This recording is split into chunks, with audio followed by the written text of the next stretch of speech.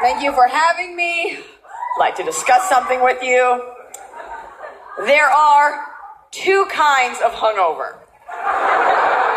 There's the kind of hungover where you wake up the next morning and you're like, what? I touched his penis over his jeans? It's okay, I'm sassy. And then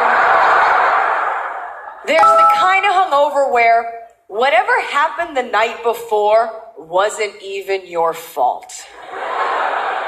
Because you weren't mentally present for any of it. For 'twas not you that was in charge. 'Twas your party goblin!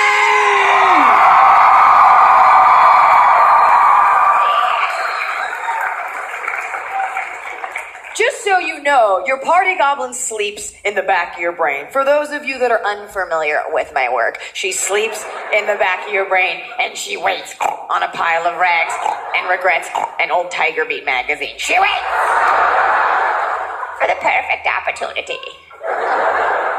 She's back there in your brain, sleeping her goblin sleep, just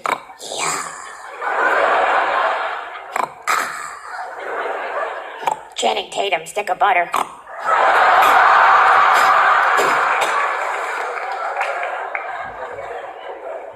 And she will awaken when she hears you say, I guess I'll just come out for one drink.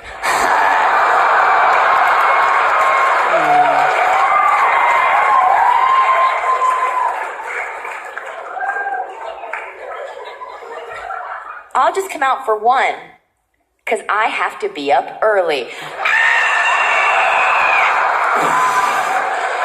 that sandwich out of the garbage and text your ex-boyfriend that you love him, then turn your phone off.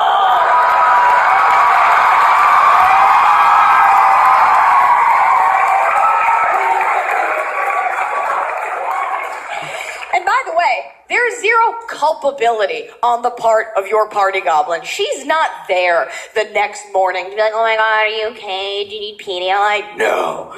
She doesn't give a fuck. She straight up ghosts at like 3 a.m. when you're shit-faced in the back of an Uber, right? You scooped yourself into the back of this car. Your crowning achievement of the evening is that you didn't die. And we've all had that moment. Anybody that's been out drinking, you've been out, it's been loud, there's been people yelling, there's been people dancing, you stole an ambulance, it's been a crazy night. We've all had that moment of solitary drunken serenity where you get in the back of the car and you shut the door, and for the first time all night, it's quiet. And you think, oh my God, I made it. Followed by, I'm gonna throw up. And the car is going, you're like, oh fuck! You're trying to hold it in, right? You roll the window down, you're like, it's too much air! You roll the window back up, you're like, it's too much me! You crack the window, you're like, The vomit's coming up, it's right here, like A1 steak sauce, it gets you here, you're like, You're trying to focus on anything to distract you, you're listening to the radio, for the first time in your life, you're paying attention to the words of a Pitbull song, you're like, uno, dos, tres, we got it! We get it! You look over at Party Goblin, she's loving it. She's got her head out her window like, yeah! And you know it's your Party Goblin that got you by the manner in which you wake up the next morning. If you wake up. If you wake up, Chicago. You wake up, when Party Goblin gets you, you wake up on your couch. Beds are for closers. You wake up on your couch, okay? You ever pass out on a pillow so hard you get a cushion scar down the side of your face? You wake up, no idea where you are, no idea where you were. You check your wrist, it's just a dirty patchwork of entry stamps. Putting the pieces together from the night before is like the plot from Memento. No idea. You check your Instagram feed, it's just a blurry feed of pictures you took of your own face from this angle.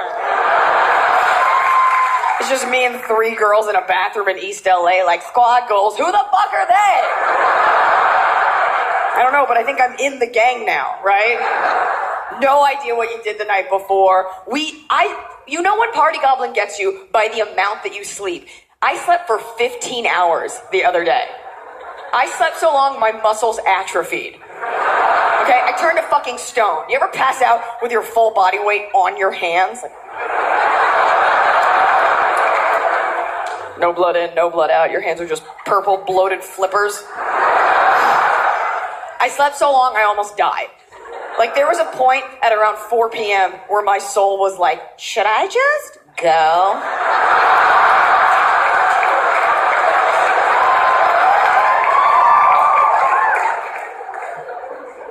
There's different kinds of drunk. Some people think they get a lot smarter when they're drunk. Some people want to talk when they're drunk. The Latin phrase for this is in vino veritas, which means in wine there's truth, which is why when girls get drunk, we're always like, can I just tell you a secret?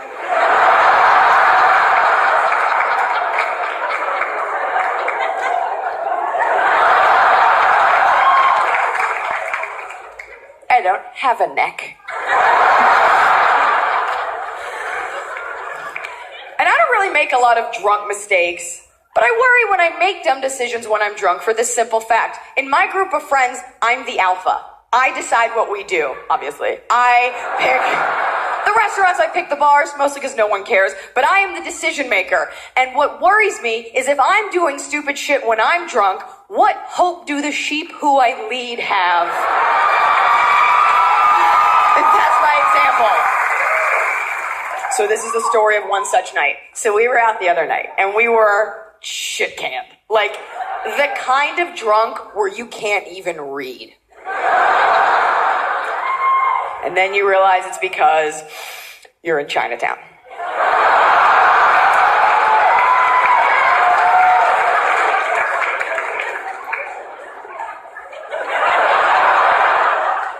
Actually, you know you're fucked up when you're in Chinatown and you can read.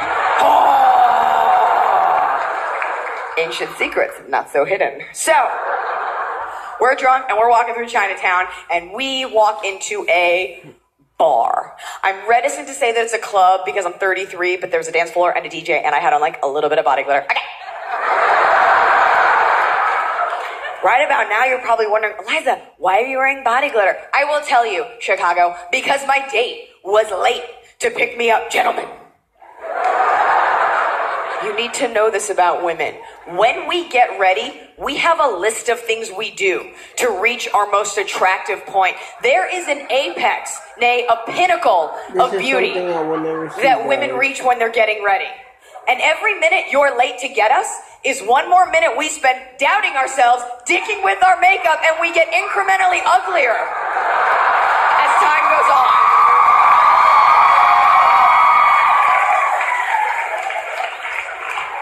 One time, my date was an hour late, I grew a tail. This guy was only 30 minutes late, thank God. He walks in, I'm on the ground, there's caboodle shrapnel everywhere. I've got a Wet n Wild lip gloss wand. I'm like, I'm a pretty girl! Save yourself.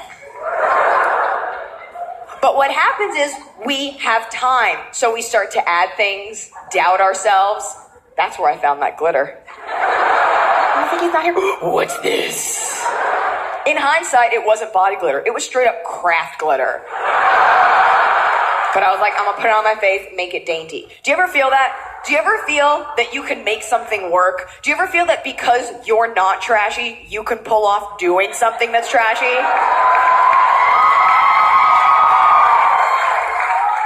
You're like, I can wear fishnet stockings. I went to Stanford. Like, it's okay for some reason. That's how I felt about that body glitter. I was like, I'll just do a little bit. I'll do a classy amount, right? I've got some time, so I'm just gonna do like a little bit. You know what, fun fact, you know what body glitter up close looks like? Conjunctivitis, like real up close. I'll do a little bit. 5 more minutes later, I'm like, maybe I'll just do it here and I'll bring it down. I'll just highlight the orbital rim. That way, when we're dancing, the light will hit it and it'll be like, bing, anime, ah. We keep going. 5 more minutes later, maybe I'll just bring a little bit down here and highlight the jawbone so he knows I come from good chewing stock? I don't... No. 5 more minutes later, sparkle fish. So now, I look like a goddamn road flare and we're in public. So, we walk into this bar and one of the difficult parts about being a woman, besides everything, is that, it's really hard, is that you're constantly battling with yourself. In the long run, we're battling our weight, hair color, wrinkles, minute to minute. It's just an adjustment of your hair and your bra and your underwear and your makeup and your mustache. Braid it, beat it, set it. You're always doing something. Because if one thing is off, then the night is ruined, Scott, okay? One time, I left my house without mascara on. I did a U-turn on a 4-lane highway. Like, no! They will see the whites of my eyes. Everything has to be perfect. And guys, it's exhausting. It's exhausting being a girl. Did you know, fun scientific fact that I made up on the way here, that women get 4 minutes out of every night. 4 minutes out of every night where our brain sends a message to our body saying, everything's okay, stop messing with it. 4 minutes out of every night where your brain sends a message to your body like, homeostasis achieved. You're like,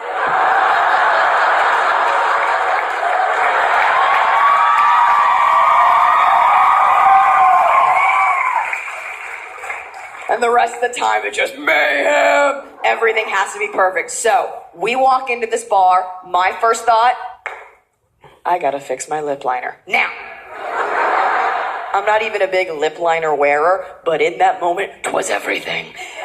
In that moment, I believed fixing my lip liner is what stood between me and eternal happiness, okay? I had to take a liner, I had to find my liner, and line my chola lips, okay? That's what I had to do. So glad I got a response. In North Carolina, nothing. Okay.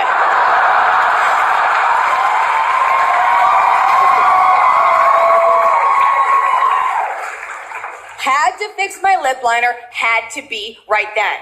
To the gentleman in the room, I don't expect you to understand the urgency with which I had to fix my lip liner. The only thing I could liken it to in male culture is like when you feel you have to adjust your balls. Similar immediacy, as we've seen, unfortunately. When you feel it's gotta happen now. Go, go, go, in front of children, Christmas Eve, family portrait, messing with my dick. Messing with my dick in public. Woo! It's a dick puzzle, I'm solving it now. Maximum comfort at any cost. This is my right. Nancy, get off my back. So many guys right now have to adjust. Like, I'm not gonna do it.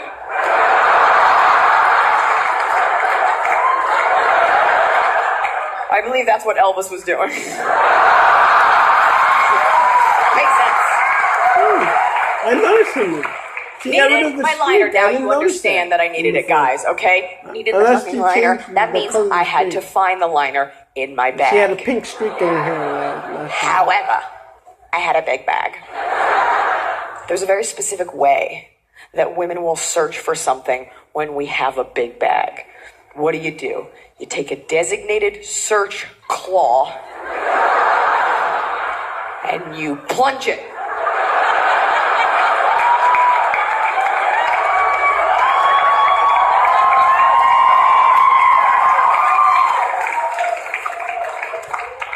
Never breaking eye contact with your prey. Your date. Notice I haven't blinked Chicago, dedication to acting.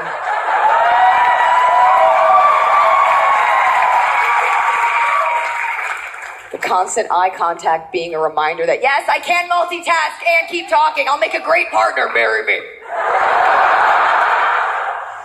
Meanwhile, to the outside world, it looks like you're wrestling with a very small bass. If you're a real pro, you keep the conversation moving. Still haven't blinked, by the way. If you're a real pro, you keep the conversation moving. I'm listening. Keep talking. I can look and listen. Say FanDuel one more time, motherfucker. I'm listening.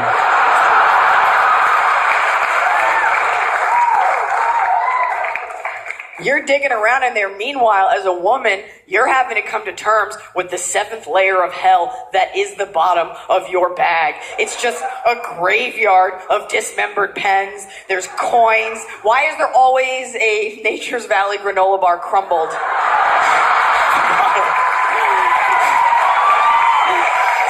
You stick your hand down. You come up with oats between your fingernails. You're like, ow! Taking around a gym lock, a phone charger, a concealer without its lid. Why? Why can't we make them with retractable lids that don't break off? Because you stick your hand down there, unknowingly you come up with one creamy finger. You're like, no! But it was expensive, so you're like, no!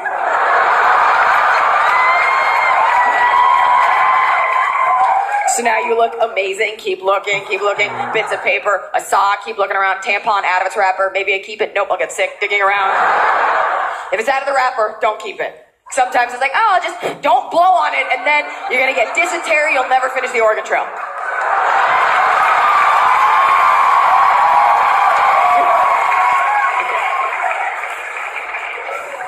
7 or 8 seconds go by, I cannot find my lip liner. 7 or 8 seconds go by, which in girl years is like forever. I cannot find my lip liner. So, what's a logical thing to do? Maybe use the other hand to add to the search, right? To aid in the excavation. Maybe get a cellular device to illuminate the situation. Not me! I dropped to my knees on a dance floor, dumped out the bag, and start sifting through it like Helen Keller learning how to spell water.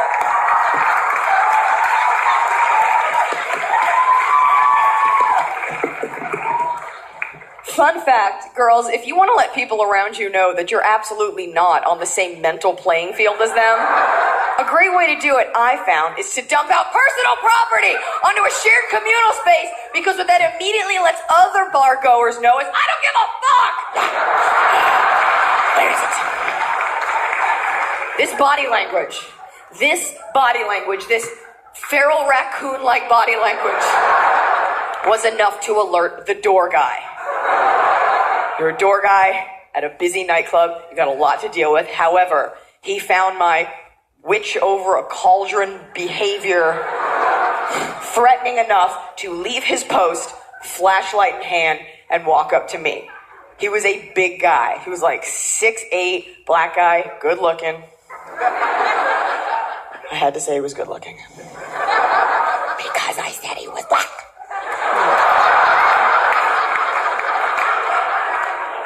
Seems to be the face of thinly veiled political correctness in our country. If you say someone's color other than white, you must immediately assign them an accolade, deserved or otherwise, to prove that you're not racist. When in the first place, I wasn't fucking racist. I was giving you an accurate depiction of the events that transpired. You asked to see a show. I didn't see his face. Dude had a flashlight in my eye.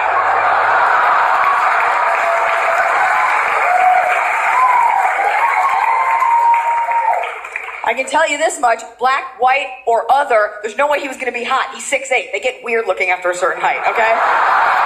Structurally, it gets weird. Okay, I am not wrong. Hashtag I am not wrong. Okay, so. It's true. There's no hot giants. So he shreks up to me. And I feel his presence, and I see the ball of light, and I hear his voice, and he goes, "Everything alright over here?" Fucking no, dude. Everything is most definitely not alright, sir. I'm on the floor. I don't exist on this plane. Fun fact about being on the floor. As an adult, when you choose to take it to this place, you lose all credibility. Nobody wants to hear the prerogative of someone on the floor. If you have to crane your neck up to explain yourself, you are fucked, okay? You don't believe me? You ever tried to get the life story of someone sitting on a curb? No, because they were sitting on a fucking curb, and you didn't want to talk to them. You think either someone who's drunk on a lot of meth, or like a really pissed off bridesmaid just waiting for the service to be over. But now I'm on the floor, and I'm nervous, because that's an authority figure, and I'm like, in my head, I'm like, oh fuck, I'm gonna go to bar jail. What if they repossess my wedges? But I was drunk, and in my head, I'm like, it's cool, be smart, explain what you're doing, whatever you do, Eliza, just sound intelligent. Instead, what came out of my mouth was, I gotta find my lip liner, man! And what I feel he understood, nay, respected, nay. I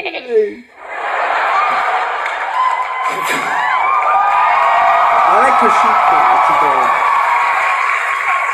She only did it once when I saw that. Resonated with wasn't that I had to find my lip liner. What I feel he understood was the sheer amount of white girl crazy coming out from behind my eye. Because he then gave me the international verbal sign for I respect you and fear you. I'm going to back off, which is I didn't. And he just walked away.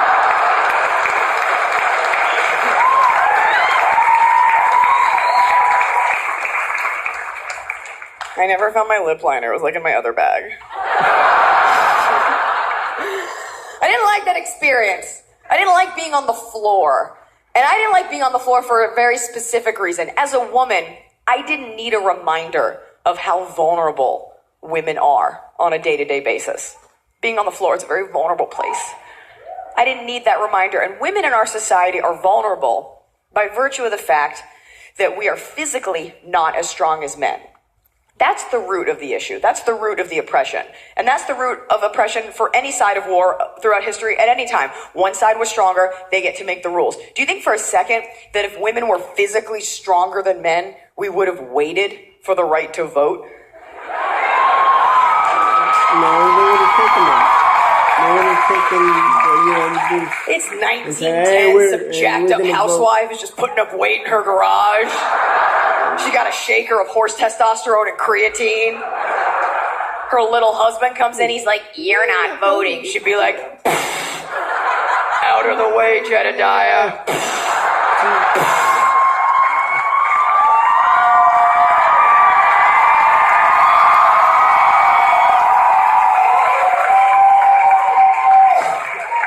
Mama's going to the polls. It's physical strength. That's the root of the issue. Physical strength. And they try to placate women. They try to tell us we're other types of strong. Sure. But none that matter as much as physical strength. Well, you're a woman, so. You're mentally strong. Mentally strong. You put up with him all day, huh? Mentally strong. Mentally strong. What do I do with that? Mentally strong. What do I do when a rapist runs at me? Math.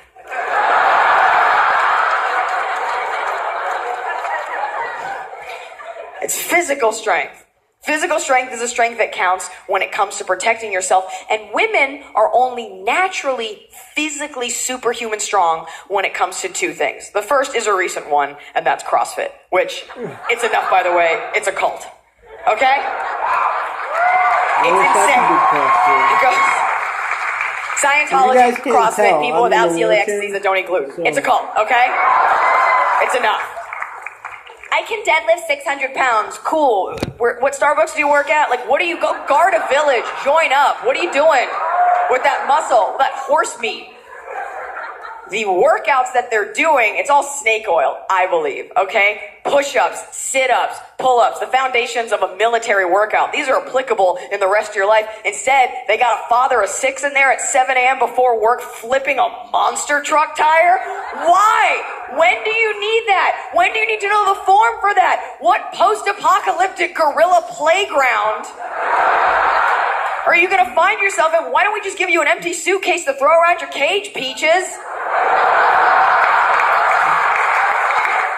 And the rope thing. There are other ways to build up your pectoral muscles. Men have been doing it for centuries. Instead, they got you in there with a rope. When are you going to use that? Like, Timmy's stuck down by the dock under some boat rope. I got it!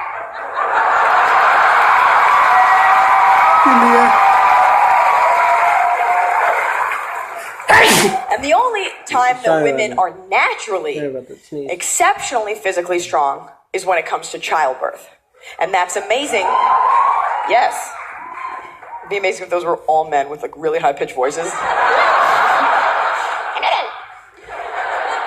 It's an amazing amount of superhuman strength that unfairly women only get to tap into when they're having a baby. You only get to tap into that superhuman strength once, maybe twice a year, but that second baby's going to be very tiny. You only get to use it then.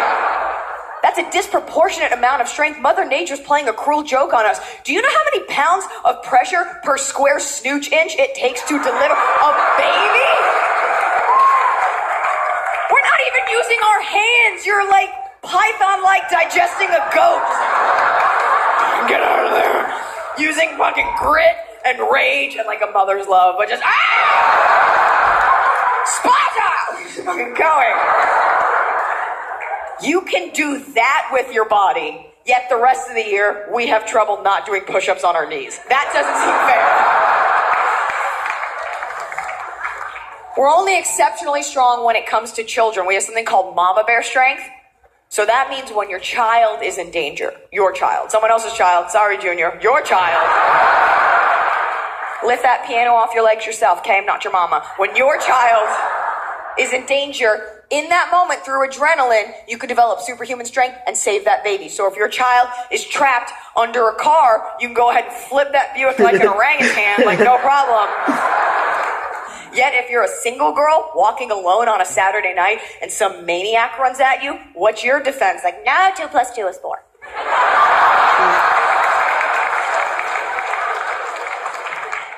More millennials would probably use our phone calculators. That's why sexual harassment is such a big deal. It really has less to do with the disgusting thing a man feels he has the right to yell at you out of a van or a truck, never out of a Civic for some reason. But for the girls that might not know, you can wear whatever you want. It doesn't give someone the right to treat you like an animal. Well, she was right about that.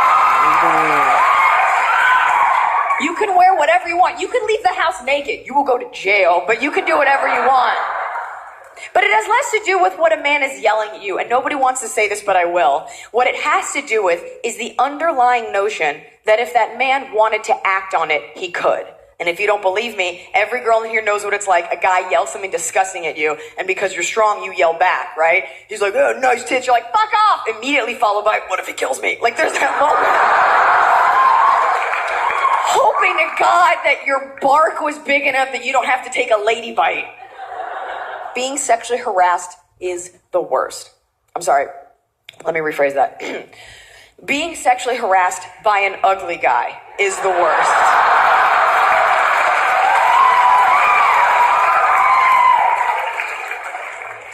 If he's hot, it's just plain old flirting. No one's ever been like, get away from me, you model. Like, that's fine. It has to do also with an unrequited, uninvited sexual energy. And women are very aware of that. Every woman in here knows what it feels like to have a guy's eyes on you when you find him attractive. It's the best feeling. When you see like a group of hot guys and you walk by in your head, you're like, hope they're looking at my butt. Feels so good. Feels so good about my little haunches right now. And when the dudes are gross and you have to walk by, you're like, please don't look at my butt. Please don't look at my butt. Please don't look at my butt. I'm gonna look at it. Having someone sexually harass you, it's their energy on you. It feels like you're getting shot with a dick gun. That's what it feels like. Minding your own business, you're like, sure do love being an independent woman. Nice tits. The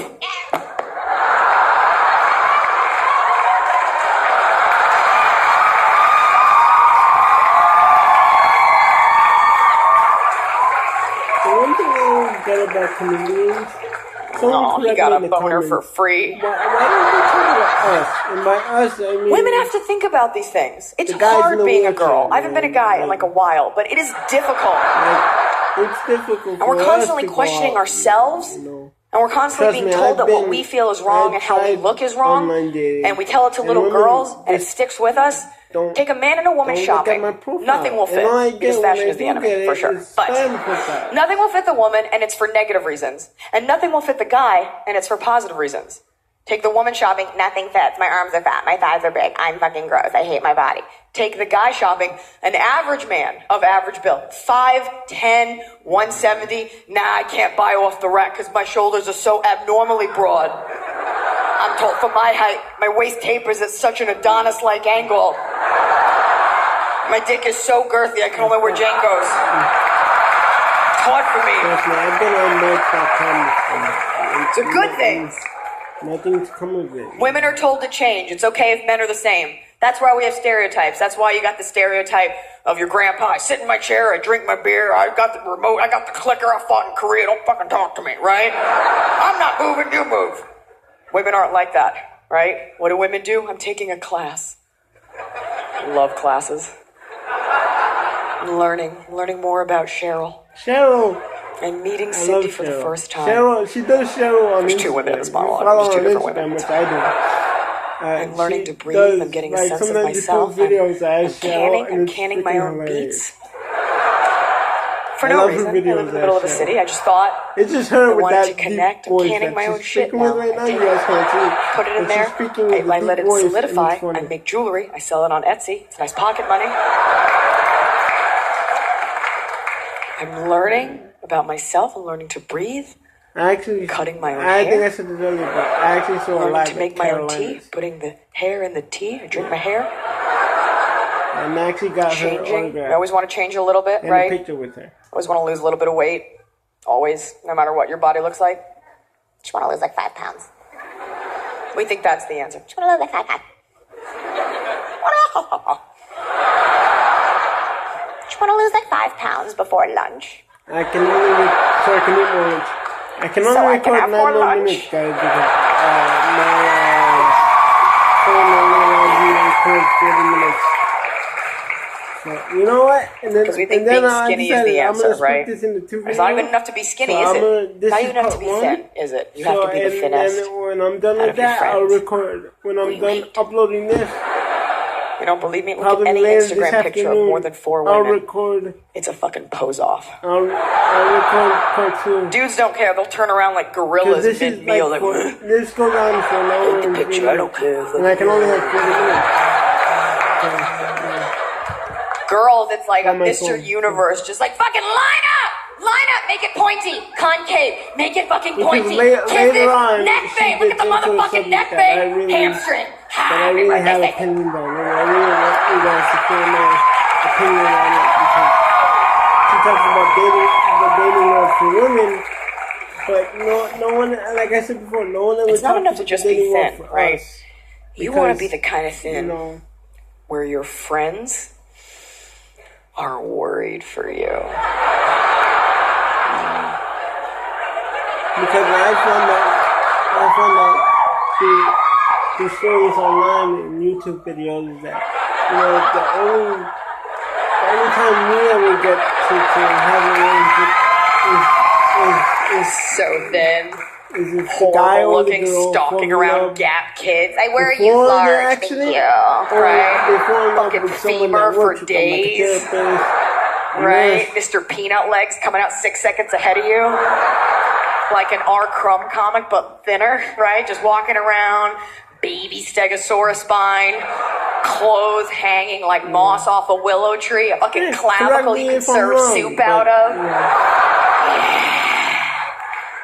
So happy. Sorry, I'm talking so much, but I like my body, but everybody wants to change something, right? I just want to have shoulders that were so frail and tiny, little bird shoulders. Do they even have shoulders? No, it's just, that's what I want. I want no shoulders. I want the kind of shoulders where my bra strap just falls down. Just floppy hair. Right now, as I'm recording this, it's 10:22 in the morning. So men love it. Around they love it. They go crazy. Because it's like one less thing they got to do. Right? 2 o'clock. I can probably do it's not my fault. I think that's attractive. I see it. You see it on lingerie ads and magazines. The women are always on the bed, bra strap. Men love vulnerability, and that's what that represents. No, look, a strong woman. Bullshit. Vulnerability. Help me open this jar, please. Help me. We love it. I love it. This is what's going on because. What does the bra strap down represent? When the bra strap is down, you're not supported. When your tits are flopping around, you can't run away. I want a strong woman. I want a strong woman. I want a woman that's confident enough to look at me and go, hey. I want to have those shoulders. I want to look like the girl on the cover of the Playbill for Les Mis. Just I don't care if he's going to look I don't care if you didn't finish high school. It's a 10-year-old French girl still. I want those bones. You know, I've been told by many people, men love vulnerability, right? That's why the thin thing is the thing. That's why women are expected to be, right? You can't have a baby if you're this big. That's why we have to be. Garden party. Like that kind of thing. Because women are thin, there's no nutrition going through their body. When there's no nutrition, you're cold. When you're cold, you don't leave the house. When you don't leave the house, you don't vote. Yeah. Again, sorry I'm talking too much. But, you know, that's why every model has that vulnerable look. That's why every model looks like you just uncovered a refugee from under a manhole cover, like, Gucci. They love vulnerability, and we do things to make ourselves vulnerable. Strong women are told to tone it down, right? To be fair, men are always told to toughen up. We don't let men be vulnerable. That's not fair either, but I can't help you guys because I'm a girl, and I can only fight one fight at a time. If you want to come to my green room and cry after, I will laugh at you. But no, you can. But we tell strong women to bring it down, right? High heels. Why do you wear high heels? So you what? Can't run from your attacker. Good. Smoky eye makeup? Why does that make sense? What are you doing? You take the makeup, grind it into your eye? Why is that attractive? I figured it out. Smoky eye makeup makes you look like you what? Just choked on a dick and cried. But they care what I look like because I've been out there. And I showed my photos on these stupid dating sites. It's a little off-brand for me. I am not wrong. Not one woman has ever looked at me. It's not enough to be thin, like I said before, not one woman has. Gotta be gaunt to the point of extinction. And every time the kind of thin where it's like, what up, bitches? Find me. Like that kind of It thing. says that. They always say the maybe I'm being unfair. Maybe it's a cultural thing. I can only truly speak from the perspective of what I am. I'm an upper middle class white woman. Hope I die that way. And the expectation of being thin has been put on us for about 100 years. That's been the look. The like, yes, come have some tea. Yes, these jeans are high. That's not weird. Like, we like that look. And that's a hard look to achieve. Some women die trying to be thin. And it was only in the last 40 years that women of color and women of other ethnicities rose to prominence and made it socially acceptable, nay, attractive, to have the body of a grown woman. Jennifer Lopez came out of nowhere with the backside of a brontosaurus, like. If you're a woman and you don't agree with me, please let me know. And it became attractive. And somewhere, with everybody having an agenda in our social conversation, it became okay to tell white girls to their faces, you're fat, kill yourself, bullying us on Facebook. Because you're white, so life must be easy. Which, I'm not gonna lie, it's great. Being white is great. But it became okay to say that because we are not spicy, right? White women don't have a fire in them. There's not a chili pepper here. Inside here is a scoop of Breyer's vanilla bean ice cream. And we'll take it. Your boyfriend tells you you're fat, and we're like, I'm sorry, Chad, please don't get out of the kayak. Yeah, I don't care if we're Can we have an afternoon? I brought Jenga. You know who has an unshakable sense of self-esteem? Black women. Yes. You cannot tell a sister on her something isn't working. She won't believe it. Try it. Go up to a black girl, be like, I don't like those jeans. First of all, I dare you.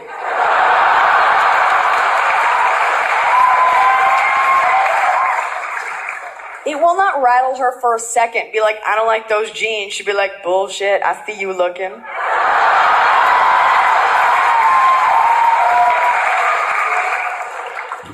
Girls, if you want respect, you're gonna have to take it. It's 2016. Let's learn some math. Let's learn some science. Let's drop the body issues, okay? Don't let anybody make you feel less than. Your bodies are perfect the way that they are. And if you want respect, you have to command respect, not demand it. Two totally different things. Commanding respect is in the actions. It's the way that we speak about each other. It's the way that you speak about yourself.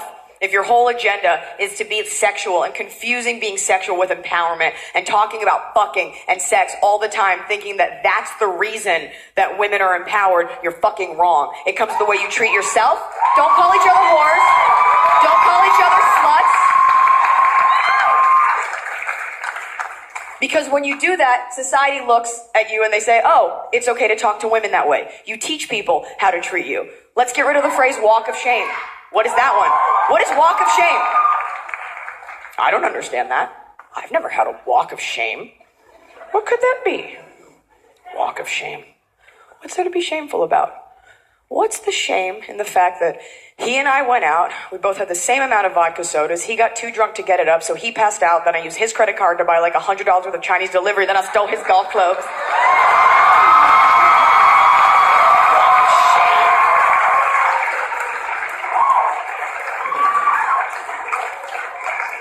Starting from behind here, girls, we gotta say smarter things.